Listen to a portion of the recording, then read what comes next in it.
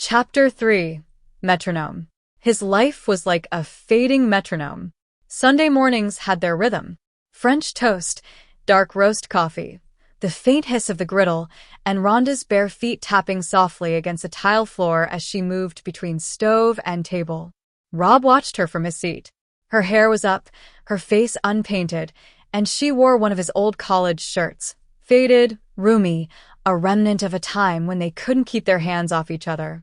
She was still beautiful, familiar, a fixture in his life, the way sunrise is a fixture in the sky. She smiled at him as she slid his plate across the table. Extra cinnamon. Just how you like it. Thanks, he said, though he wasn't hungry. Not for toast. Not for cinnamon. Not even for the comfort that used to come with sitting across from her. Rhonda dug into her plate. So, remember that trip we talked about? The one to Oregon with the wine-tasting train ride? I saw something about it again. Might be a good fall getaway. He nodded. Yeah, maybe. She kept talking, her voice light, easy. But he could feel it. Underneath the small talk was a low thrum of worry. The kind she didn't say aloud. The kind that showed up in the way she glanced at him when she thought he wasn't looking. He sipped his coffee and tried not to remember how she used to slip notes into his lunch bag. Or that once, on this very day of the week, she'd kissed syrup off his neck, and they never made it to church. Now, she offered him the syrup bottle with a polite, "Need more?" Later that afternoon, Rob sat in his home office, staring at an open email he couldn't finish. The ceiling fan buzzed softly overhead. He could hear Rhonda in the living room laughing at what sounded like a home renovation show. The scent of Rhonda's floral draw, camellia and lavender, still lingered in the hallway, and yet his thoughts were elsewhere, thinking about the scent of another woman. Intern Mary had come into the office Friday with her long blonde hair in a crisp ponytail and a sunshine-colored blouse, chattering about an outdoor jazz festival and how life was too short to eat sad desk lunches. She had tapped him on the arm when she laughed. She had tilted her head when he talked, like she was listening to more than just words. He shouldn't be thinking about her. He especially shouldn't be thinking about her mouth, the curve of her smile, or what it might be like to take her hand and just escape. He leaned back in the worn leather chair, one chosen by the expensive decorator he barely remembered hiring, closed his eyes, and let his mind drift. A small cabin on the coast. Wind in her hair. Her laughter echoing through an open window while he made breakfast. No laundry piles. No history. No pressure. Just something new. Something light. And then, just as suddenly, he opened his eyes, almost ashamed. Rhonda walked by the home carrying an armful of stargazer lilies. She paused for a second in the doorway. "You okay?" she asked. He nodded. "Yeah, just tired." "Okay. I'll leave you to it," she said, and walked on.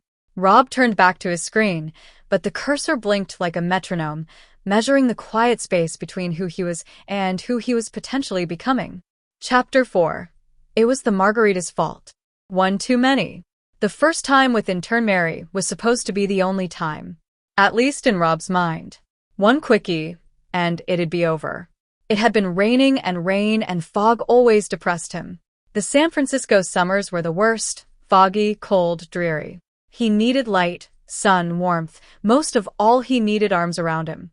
Intern Mary made him smile like he'd just gotten away with something he shouldn't have. She had mentioned over lunch one day that her apartment was only 3 blocks from the office. That day they had gone to lunch like usual. This time after work, however, she offered him to come by her house for a drink. An invitation he could not turn down. She offered him a margarita, holding the glass out with a playful tilt and a glint of mischief in her eyes. He hesitated, then declined with a polite shake of his head, though his voice cracked with the strain of resisting something far more potent than tequila. She didn't push. Instead, she smiled, slowly, knowingly, the kind of smile that didn't need words to finish the sentence. "Here's one anyway. You'll love it." Rob downed the margarita like it was the only lifeline left in a stormy sea, sharp, sweet, and burning all the way down. Mary was close now. Too close. Close enough for him to notice the vanilla on her skin, the shimmer at her collarbone, the way her lips curved like a dare. "Careful," she said, refilling his glass. That stuff sneaks up on you. So do you, he muttered, his voice lower than he meant it to be. She smiled. A slow, confident smile that said she knew exactly what she was doing. Rob leaned back against the couch, pretending he was still in control. But Mary moved like smoke, soft, sinuous, impossible to grasp. She perched on the arm of the couch, one bare leg brushing his. "Is this the part where we pretend we don't feel it?" she whispered, her eyes locked onto his. He didn't answer. He couldn't. She slid the glass from his hand and set it on the table. Then, with deliberate ease, she climbed into his lap, her fingers tracing the line of his jaw. "Tell me to stop," she said. He didn't. His hands found her waist, and the guilt fell away like his jacket hitting the floor. The kiss was sudden, hot, and full of things better left unspoken. Close followed, a trail of decisions that couldn't be undone. And somewhere between the second margarita and the tangled sheets, Rob forgot who he used to be. Fade to black. After that first reckless night, it happened twice more. Once in the office after hours, with Rob's belt still tangled in a drawer handle, and once in Mary's apartment, where she served him a dinner of breakfast on mismatched china and called it domestic. He should have run then. She had a skull-shaped wine opener and a tarot deck on her nightstand, but instead, he complimented her eggs and returned the following Thursday. Soon it was their little tradition. Thursdays were for betrayal. He started coming home later and later, spinning tales of never-ending meetings and impossible deadlines.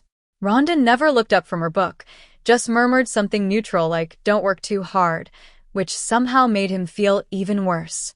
Or maybe better. He couldn't tell anymore. His guilt had stopped roaring and settled into something quieter, like a dull roommate who never cleaned but paid rent on time. At first, he lied out of panic. Now he lied out of habit. The truth had become heavy and inconvenient, like an outdated printer he didn't know how to recycle. Mary didn't make it easier. She leaned into the role of seductive chaos with unnerving glee. She called him boss man, in a voice that could curdle holy water, and once whispered, "I'd totally help you bury a body," mid-make-out, then laughed like she was only half joking. She had a pink toothbrush for him in her bathroom, right next to the glittery one labeled his. He hadn't bought it. That was the worst part. He told himself it was just sex. But then she started leaving post-it notes on his windshield with little doodles, skulls, hearts, a noose drawn with a smiley face. He should have been alarmed. Instead, he kept them in his glove box like sick little souvenirs. By the time Rhonda asked if he'd be home for dinner Friday, he almost said, "Depends on how many times I betray you first." But he didn't. He just smirked, kissed her on the temple, and told her work was intense right now. Which, to be fair, wasn't a total lie.